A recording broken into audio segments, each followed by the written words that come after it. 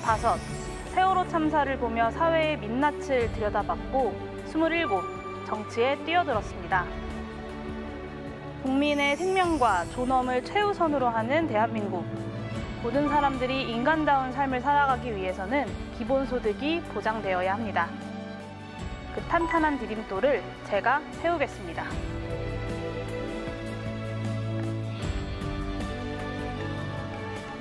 안녕하세요. 22대 국회의원 기본소득당 용혜인입니다.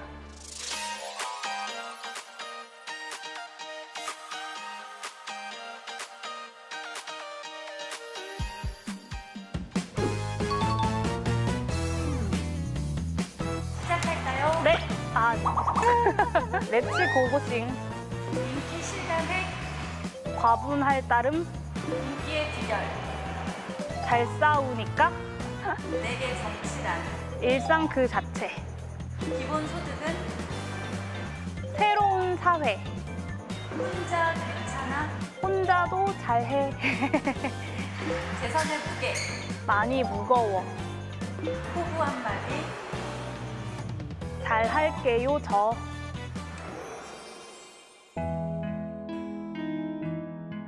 IMF 이후에 어떤 불안정함이 어렸을 때부터 그냥 늘 일상적이었던 세대가 이 밀레니엄 이후에 등장한 세대이지 않을까 싶습니다. 굉장히 집안 형편이 어려워졌는데 심지어는 뭐 버스카드 충전할 현금 10,000원이 없어서 학교를 못 가는 날도 있었고, 그때 이제 2008년 금융위기 직후였기 때문에 그때 제가 학자금 대출 이자를 월 7만 원을 내야 됐거든요. 그때 이제 겨울에 주로 호텔 알바를 했었는데 하루 뭐 14시간, 15시간씩 스테이크 접시를 나르면 몸도 너무 힘들지만 어떤 나와 전혀 다른 세상에 사는 사람들 사이에서 일을 하는 그 감각이 좀 쉽지 않았던 것 같아요. 벌써 15년 전인데 1인 코스에 7만 원이 가장 최저 가격이었어요, 당시에도. 그때 스테이크가 7만 원일 때 1시간 시급이 얼마였어요? 3,500원이었어요. 네. 그래서 하루에 14시간, 15시간을 일해도 그 스테이크를 못 먹었죠. 네. 4학년이 되면서는 이제 취업 준비를 나도 해야지라고 해서 이제 공무원 시험도 좀 준비했었고, 네, 그러다가 이제 세월호 참사를 만나면서 세월호 참사 이후에 이제 베르테르 효과를 이야기할 만큼 정말 전 국민적인 충격에 휩싸였었고, 친구들이랑 같이 이야기를 하면서 뭐라도 좀 하지 않으면 안 될 것 같은 그런 압박감을 많이 느꼈어요. 그래서 추모의 의미를 담은 국화꽃과 노란 리본을 달고 검은 옷을 입고 침묵 행진을 하자. 현박 내부에서 가만히 있으라는 방송이 나오면서 피해를 키웠다, 이런 이야기들이 이제 많이 보도가 됐었고, 그런 걸 상징적으로 좀 표현하는 말이라고 생각해서 가만히 있으라라고 적힌 피켓을 들고 침묵 행진을 했죠. 처음에 침묵 행진을 청와대 홈페이지에 제안할 때 제 친구가 저한테 야, 너 이런 거 하면 막 압수수색 당하고 그럴 수도 있어, 이런 얘기를 했었어요. 야, 무슨 이런 걸로 압수수색을 당해? 라고 생각했는데 실제로 서버까지 압수수색을 당하고 핸드폰 기계까지 압수수색을 당했었는데요. 유가족들과 국민들이 수백만 명이 서명운동도 하고 거리에서 단식도 하는데 꿈쩍도 안 하는 정치인들을 보면서 정치가 너무 잘못돼도 한참 잘못되지 않았나? 그러면서 이제 뭔가 이제 안정적인 직장보다는 조금 더 의미 있는, 그러면서 좀 직접 정치를 해야겠다라는 마음을 먹었죠.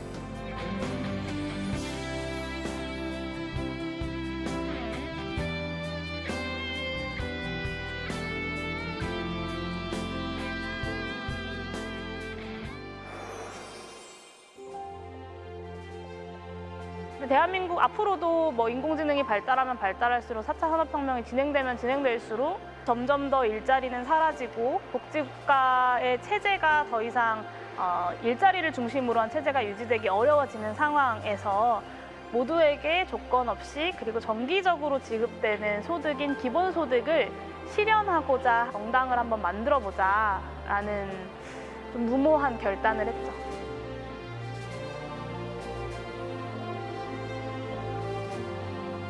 저희 당원들 한 25,000명에서 30,000명 정도 되는데요. 뭐 알바, 뭐 편돌이, 편순이, 백조, 백수, 학생, 뭐 간호조무사 이렇게 좀 저임금의 불안정한 일자리에서 일하시는 분들이 굉장히 당원들로 많이 모였어요.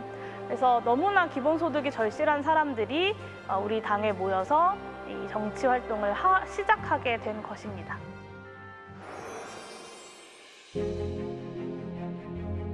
첫 국정감사 끝나자마자 이태원 참사를 마주하고 세월호 때에 너무 답답하고 한계를 느꼈던 그 순간들을 떠올리면서 이번엔 정말 내가 여기서 뭔가를 해내야겠다라는 생각을 많이 했었고.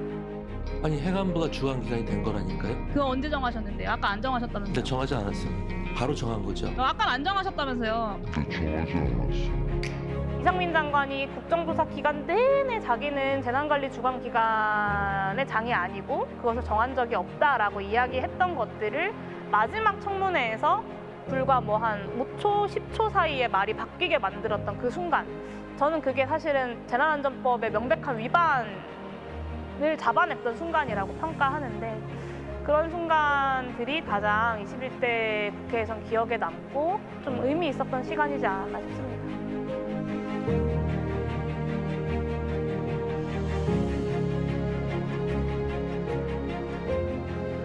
사실은 제 전국구 비례대표 의원이잖아요. 어떤 특정한 지역에서만 의정활동 보고를 하는 것보다는 전국의 국민들을 위해서 일하는 국회의원이고, 또 그런 의정활동에 대한 보고도 전국의 국민들께 드리는 것이 맞다라는 생각을 임기 초부터 갖고 있었어요. 주요 어떤 레거시 미디어들에서 잘 다뤄주지도 않는 그런 소수정당의 의원인데 과연 내가 하는 의정활동들이 국민들께 가서 닿고 있을까? 이런 고민도 많이 했었고요.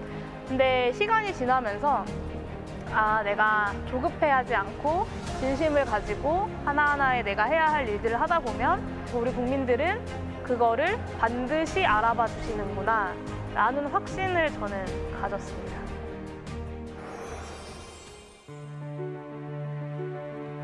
선거 결과를 마주하는 순간 아주 무서운 민심이라는 것을 다시 한번 확인할 수 있었고, 재선 의원으로서의 무게감은 말할 것도 없고요. 전국을 다니면 선거운동할 때 정말 전국에서 많은 분들 만나서 먹고 사는 게 너무 힘들다는 얘기를 제일 많이 들었어요. 22대 국회에서 국민들의 먹고 사는 문제를 해결하는 것이 저의 첫 번째 과업이 되어야겠구나라는 생각을 좀 많이 했습니다.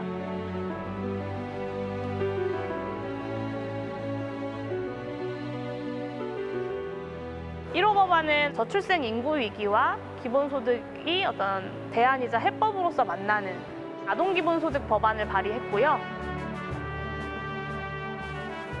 그리고 22대 국회에서도 이어서 이제 행정안전위원회에서 일을 하겠다라고, 국민의 생명과 안전을 지키는 일들을 중심적으로 해야겠다라는 생각을 했습니다. 기본소득을 중심으로 한 새로운 대한민국의 어떤 미래를 만드는 일과 동시에 안전한 대한민국을 만드는 것, 이 두 가지가 22대 국회에서 저의 가장 중요한 과업이라고 생각합니다.